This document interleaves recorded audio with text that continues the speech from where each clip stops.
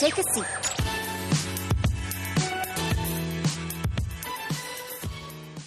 But one more kind of thing I want to talk about. Here is you all from Singapore know this newspaper, but here is a very interesting blog by Kevin Lim, who's also well known. And I found it very interesting that basically he, talking about himself, says dabbling for both the pragmatic and play. He seeks an ideal interplay between online and offline life through social networking, blogging, and life casting. He openly wishes to become a social cyborg, where the meshing of the human and network technology would allow one's presence to be augmented by the minds of many. What does this all come to mean? How do we kind of really get our heads around this? Media scholars can talk about this in very interesting ways. But I have to say that for someone who, for the last 5 years, has marinated in digital media with kids growing up digital, I had a fascinating kind of conversation just a few nights ago coming over here with a young 16-year-old girl who was very influenced by Al Gore and came back from one of his lectures and said to her dad, you know what I'm going to do? I'm going to go, and she zoomed into Ning and has created a very major social network and created kind of a social movement in the United States, 16-year-old, called the Inconvenient Truth Youth Network, that is actually being used to galvanize a lot. A lot of kids now are around this notion. She didn't think twice about it. It was just kind of second nature to her that she should just do this. Didn't question about, do I need any help to do this? No, it was automatic. So I went over to meet with her one night at her house to talk to her, because she's interested in getting into Brown University, where I was a trustee. So we were talking about that. And I was kind of amazed about how she had actually gone about doing this. And we had a really great conversation. And I spent a fair amount of time, like, Henry, and with people like Mimi Ito and Dana Boyd, et cetera. And she stopped at some point, and she said, John, you know an awful lot about this stuff, but you're not in it. And you don't really get it. And it's impossible for you all to, me, you all, mean my generation, but not just her generation, but, it's kind of like, how do you begin to marinate in it enough to be able to get a sense of what's really going on, which is completely different than studying about it. There's a big difference between being versus aboutness. And she said, you are learned a lot about this, but you're not learning to be it, or you're not actually of it. And it kind of jolted me because, in fact, how I'd first gotten into this is I was stepping down from running Xerox PARC, and I wanted to continue doing a bunch of work, but I didn't want to kind of compete with any stuff going on inside Xerox PARC. And that's kind of complicated because at PARC we do so many different things that almost anything I could think of, I was afraid it would kind of step across boundaries. So I had this kind of simple idea. I said, well, the only thing we don't do at PARC is worry about 16-year-olds. So I'll go think about studying them. And I had one kind of clever idea. I thought, well, why don't you do reverse mentorship? What would it mean to actually dig up one of the great game designers, maybe a 22, 23, 24-year-old game designer, and offer to kind of just be her apprentice for a year, and just kind of let me marinate in it. And I did this. And from that, going through all the different, she was pretty good about creating pathways in. At the end of the year, I was enough in the game that I could actually go meet with all her game designers and kind of hold my own, et cetera, et cetera. And so the sense of reverse mentorship turned out to be at least kind of a powerful idea to a little bit enter this space. And I was talking with Singtel this morning that is very much in Singapore kind of engaged in building new kinds of ecosystems, and they were asking, how do you bring about major cultural change? I said, one of the things you should be thinking about, and Procter & Gamble has done this now fairly effectively from the CEO, Lafley, is think about how your corporate office and your CEOs actually do reverse mentorship with the youngest people coming into the company, how does that let you kind of get a sense of what's really going on? Not you becoming their mentor, they becoming your mentor. What happens? So having gone all through this, I was a little bit jolted by Mary saying to me, well, no, you kind of, you know a lot, but you're not in. And it's really hit me of kind of the degree of difficulty it is in terms of understanding where media is going.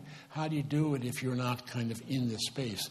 And, this kind of quote along the line, on this side, kind of again, kind of reminded me of, why is life casting a cool thing to do? And my first response is, oh, give me a break. I have a hard enough time with Twitter. This is going a little bit too far. And I just said, there you go, John. You're superimposing an old value system, and you're kind of already kind of judging something that just seems weird to you. So I think, one of the things we have in terms of the corporate world that is trying to think about this, and this is more for, the Singapore Publishing Group, is how do you get in the shoes in terms of this new type of world? And I think that, one of the kind of interesting issues to me is how far can you actually push this notion of not kind of the focus groups that we're so used to, but rather, how do you engage in ethnographies, and how does the ethnographic approach actually start to provide the insights that enable you to start to be able to build some processes that you might want to analytically understand. But to start here, I will guarantee you won't get it. It's going to be hard enough to start here and be able to get it. And I think that this process of how do you come to something that's changing this much and it's so counterintuitive in a way, how do you come to some gut understanding? And what are the roles of new ways to use, ethnographers, et cetera, to help you get into there, plus reverse mentoring, and so on and so forth. So I want to suggest that the final kind of point, that there is, to me, kind of a fundamental trend here that underlies an awful lot of this, and really has to do with, at some level, how do we have moved from a kind of the economy of scarcity of material goods to abundance of kind of material goods, and how does this actually kind of play out? And if you look at it, when there was a scarcity of goods, we created a manufacturing economy, and we really figured out how to basically scale with efficiency and really figure out how to build things in massive ways. And guess what happened? We got so good that we produced more than the world really needed. And we had to kind of create a consumer society where basically the whole purpose of marketing and advertising was to, in some sense, create needs, because we could create more than you actually thought you needed. So we had to create those kind of needs. And so you got a whole period of the 20th century, or the second half of the 20th century, in terms of the consumer society.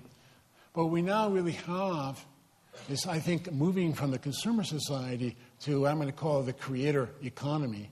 And this kind of whole culture of co-creation and participation, very much in the spirit, of course, of what Henry was talking about last year. But this sense of now, when I grew up in many of the, of us in the executive world to this day, I think I am kind of what I wear, what I own, what I control.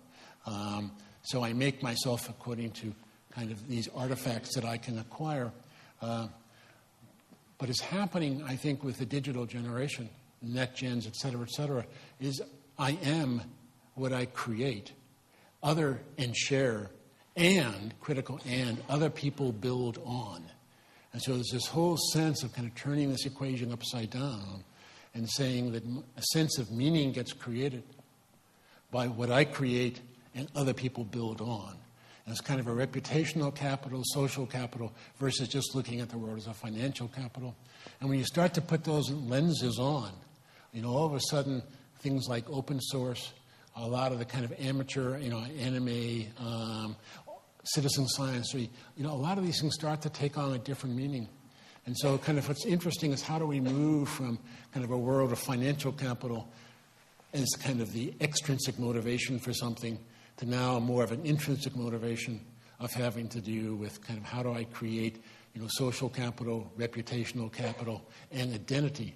Because there's a sense of identity through social and reputational capital that may be much more at stake now as these kids move forward.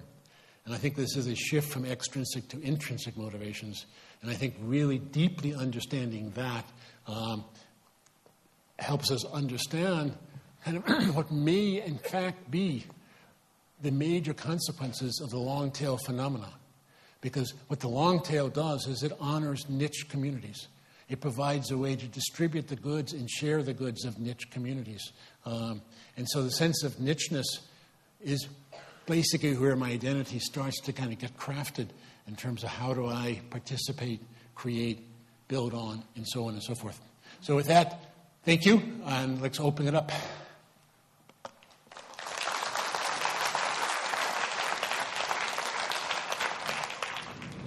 That was an insightful lecture on the changing media landscape. I hope you enjoyed it, and we look forward to putting you in the front seat again soon. See you. Take a seat.